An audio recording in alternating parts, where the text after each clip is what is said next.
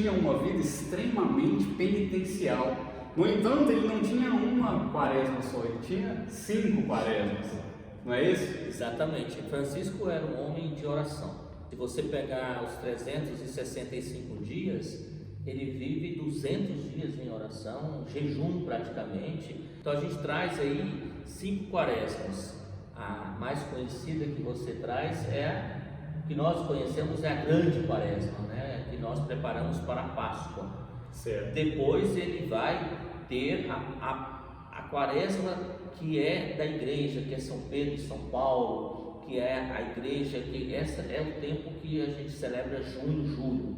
Depois ele tem a quaresma de São Miguel Arcanjo, tem a quaresma da Epifania do Senhor e a quaresma dos estigmas, que é importante trazer porque ele vai fazer ali 17 de setembro, ele vai fazer uma quaresma penitencial no Monte Alverne e ele recebe as 5 chagas.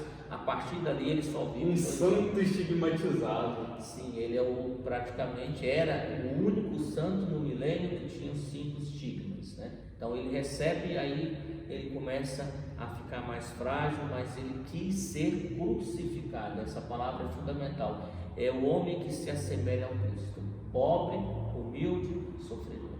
E nessa vida de oração, de jejum, de penitência, de trabalho, né, a ordem ele ganha um aspecto também de trabalhadores. Eram agricultores, trabalhavam para ter o próprio sustento, para comprar itens decorativos para a igreja, para comprar o óleo que se usava para manter o Santíssimo aceso ali, para comprar imagens sacras e tudo isso. Trabalhavam muito, rezavam muito e faziam bastante jejum. Mas é interessante notar uma história, inclusive foi minha mãe que me contou, que eu trago aqui, que é a questão de um certo jejum que eles estavam fazendo e ele vê um frei ali, muito inquieto, frei assim, com muita fome. O jejum ele perpassa por uma alta sensibilidade, porque não é qualquer um que consegue ter essa experiência do jejum, como ele já estava muito bem educado, disciplinado. Então esse jovem que era iniciante na ordem, e os frades dormiam praticamente num refeitório, num dormitório comum, então aí ele começa a se sentir inquieto e com fome e começa a chorar, e os frades escutam. Francisco percebe claramente que ele estava com fome. Na sua sensibilidade, levanta, vai lá e vê o que tem de comida, monta-se ali uma refeição com um pouco de pão, um pouco de vinho, quebra-se o jejum. Por quê? Porque o jejum tem que ser feito naquilo que nós conseguimos realizar, naquilo que é possível, e Francisco percebe que aquele irmão não daria conta. Então, o maior jejum ainda foi ter essa capacidade, sensibilidade, compaixão, e sentaram juntos, comeram e beberam, e não foi problema. Não foi problema. Sensacional a gente notar a compaixão, e o trabalho dele é sempre pelo próximo, é sempre enxergar o Cristo naquele sofredor, naquele pobre, naquele leproso, naquele que é necessitado, naquele que clama por ajuda. É sensacional a história de Francisco. São Francisco dizia isso, né? Que o amor não é amado. Então a vida de São Francisco é uma penitência, porque ele percebia que é necessário amar o próximo. Então ele vai estendendo esse amor às criaturas, às pessoas, e isso vai agregando novas pessoas ao grupo. Tanto que nós temos um outro item interessante, que é a ordem além das nossas irmãs Clarissas, a ordem franciscana secular. Eram leigos casados que queriam seguir, mas não tinham mais a oportunidade, então ele criou este grupo de seguidores, e eles também vivem essa vida de penitência.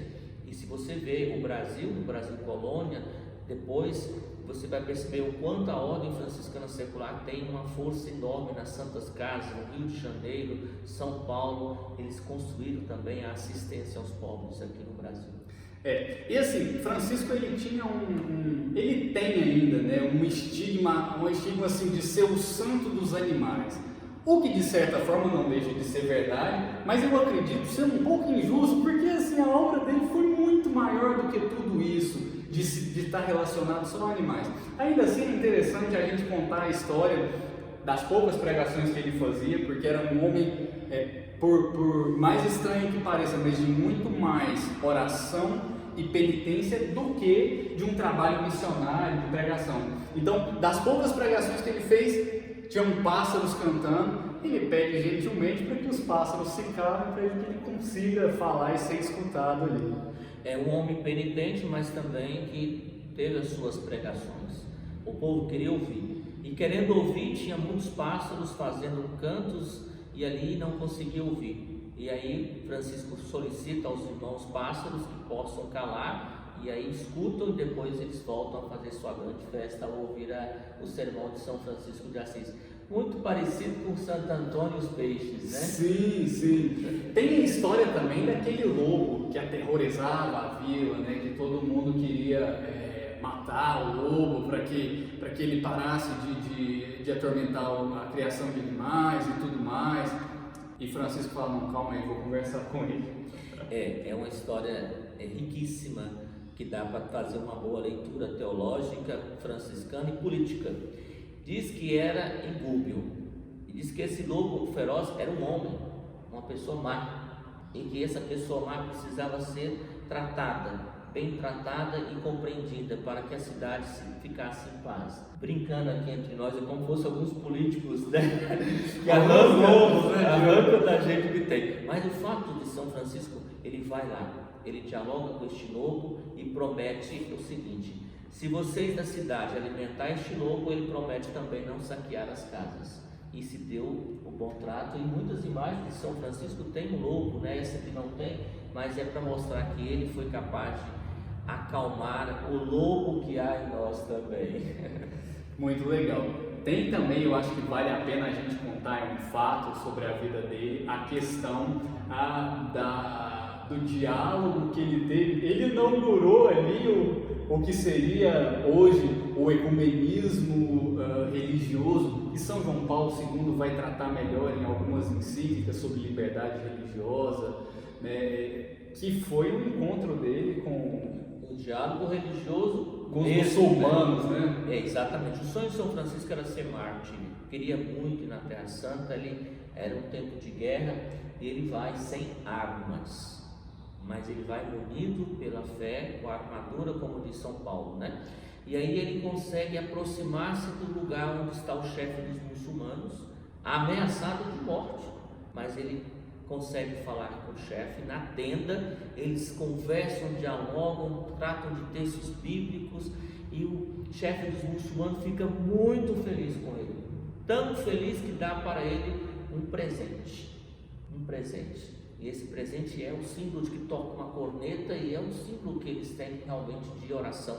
E Francisco aprende dele também muita coisa, inclusive a prática nossa de rezar em 3 vezes no dia é uma prática adquirida, aprendida em outras religiões. Sensacional. E aí o chefe dos muçulmanos promete a Francisco que os lugares sagrados realmente poderão ser cuidados pelos frades. E nós estamos lá até hoje, graças a São Francisco. Nós cumprimos esse serviço de acolher peregrinos, de cuidarmos de escolas. Eu pude ir lá conhecer, e temos frades aqui do Brasil, de Anápolis, fazendo essa grande missão, que é zelar pelos lugares sagrados franciscanos, que Francisco conseguiu por um diálogo de paz. Isso é fundamental. Tem muitos outros fatos ainda da vida de São Francisco.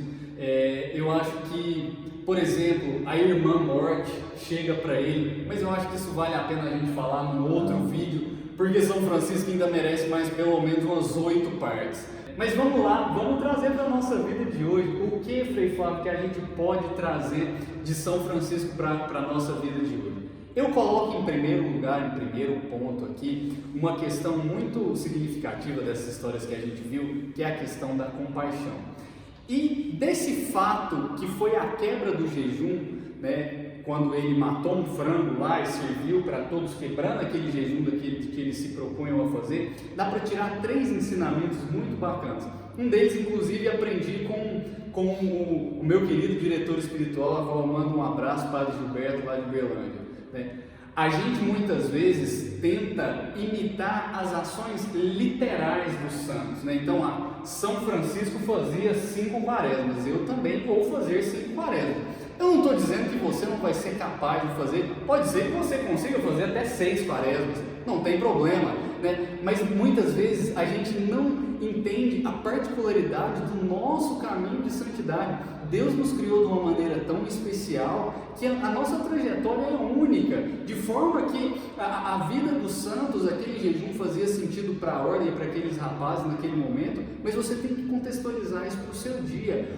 Como que eu posso fazer o jejum? De forma que às vezes o jejum, se ele for muito impositivo, assim, muito eu tenho que cumprir, não pela graça de Deus, não para me mortificar, mas para cumprir uma regra, isso pode até ser pior do que se você não fizesse. Pode, de certa forma, até te distanciar mais do que te aproximar do Criador. Então, o primeiro fato aí, a gente já puxa o segundo ensinamento dessa questão, que é a questão da regra pela regra. Quantas vezes a gente não vai ver em evangelhos, em outros lugares, que o amor, a compaixão, né, você se ver no próximo, você entender o próximo, você estudar a história do próximo, você não julgar o próximo, é muito mais importante do que uma lei escrita. Você tem que fazer esse jejum. Francisco teve compaixão naquele irmão, naquele momento. Lembrando, inclusive, o evangelho que o Frei me falava quando a gente comentava antes de fazer o vídeo, a mulher que é secretária. O que é interessante na vida cristã é nós sabermos cuidar de nós e cuidar do próximo. Então, o jejum muitas vezes requer de nós um cuidado de si para com o próximo. Então, Francisco percebeu que o grande serviço dos frades seria cuidar dos leprosos, porque ao cuidar de uma pessoa frágil, estaria percebendo que nessa fragilidade Deus também está. E Francisco teve uma experiência interessante. Um dos seguidores dele, Frei Elias, fala assim: olha, Francisco, está difícil cuidar dos frades, você me deu essa função, eu não aguento mais. E Francisco manda um bilhete para ele amar e cuidar dos frades com grande amor, como fosse a si mesmo. Então, essa é uma prática de jejum. Amar o próximo como a si mesmo é uma tarefa extremamente exigente, muito mais difícil do que um jejum. É muito mais difícil do que estar deixando de comer e beber alguma coisa. E hoje a gente percebe que as pessoas comem exageradamente e compulsivamente, né? Mas assim, tem alguns silêncios que eu pediria às pessoas para poder também fazer na sua vida. Silenciar-se, ouvir Deus, retirar-se para um lugar, fazer um momento de oração, cuidar do que responde ao outro para não ofendê-lo. Outras situações interessantes que a gente precisa olhar para o próximo, ver naquele próximo o que ele precisa de carinho, de amor. Hoje a gente percebe que falta muito essa sensibilidade. Francisco é um santo da sensibilidade, é do amor. Ele dizia assim: o amor não é amado. Ele viu isso, que não era amado no leproso, não era amado por tantas pessoas pobres, e ele falou que os frades deveriam morar em lugares simples e pobres, e ele foi vivendo isso de fato, né? O que ele falava, ele procurou viver. Por isso que eu gosto de citar Santo Antônio, né?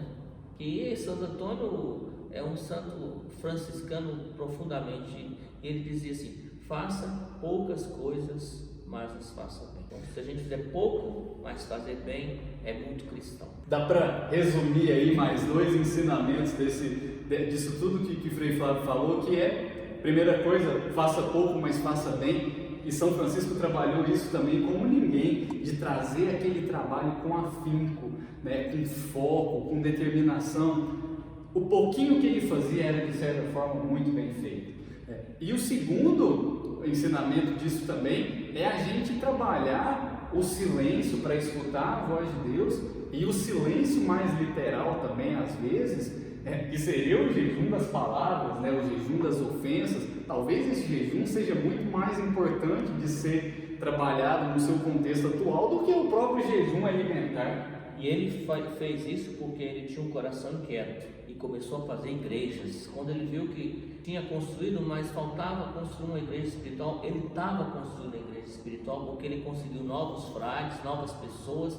É assim, a gente faz a nossa vida cristã passo a passo, pouco a pouco o caminho se faz. E Francisco fez, deixou isso marcado. Temos mais de 800 anos e está aí essa grande espiritualidade franciscana do amor à natureza, amor aos pobres, vivência do evangelho, pobreza e simplicidade. Francisco deixou um grande legado que nós também convidamos a vocês que nos escutem, que possam também se inspirar em São Francisco de Assis, que dizia: o amor não é amado, mas a felicidade sim se pode alcançar. Muito bom. Pessoal, nós vamos ficando por aqui. Frei Fábio, muito obrigado. Podemos nos despedir com a bênção franciscana? Mas que isso, está aqui o nosso grande Pai São Francisco, né? Nós queremos, neste tempo tão oportuno, que nós pedimos a paz, e é fundamental em nossas casas, na vida de cada um de vocês. O Senhor esteja convosco. Ele está no meio de nós. Que o Senhor vos abençoe e vos guarde, e envolva para vós o seu olhar de misericórdia e vos dê a sua paz. Em nome do Pai, do Filho e do Espírito Santo. Amém. Paz e bem. Paz e bem, se inscreva no nosso canal e até a próxima. Frei Flávio, muito obrigado. As ordens.